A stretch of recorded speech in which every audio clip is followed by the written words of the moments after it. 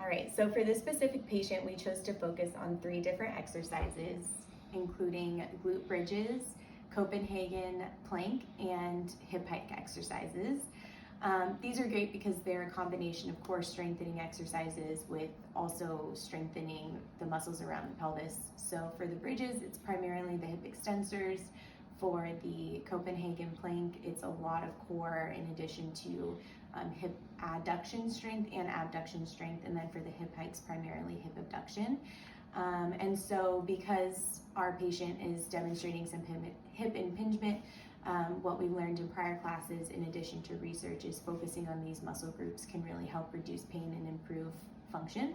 So because we've learned a lot about the glute bridges in previous classes, in addition to the hip hikes, we're going to focus on the Copenhagen Plank for today. All right, so now I'm going to demonstrate the Copenhagen Plank. If you're in a gym setting, a bench would work perfectly for this. As I'm at home, I'm going to just use this step stool here.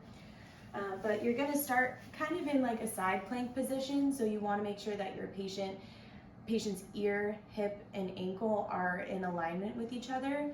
A common mistake you'll see is the hips and the shoulders coming forward, which is because of limited trunk control. And then you're going to want to start with your patient on their elbow. And the kind of more difficult way to do this would be to have a long lever arm here.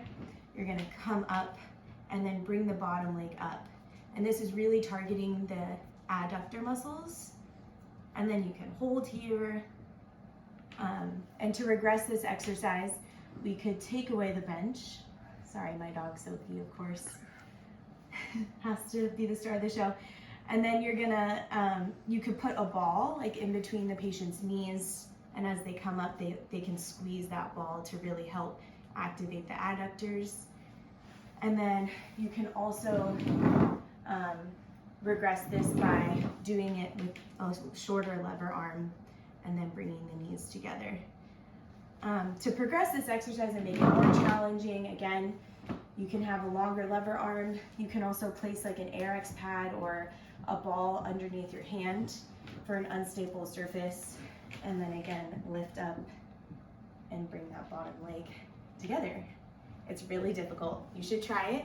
And Becca and Lena will kind of take you all through this.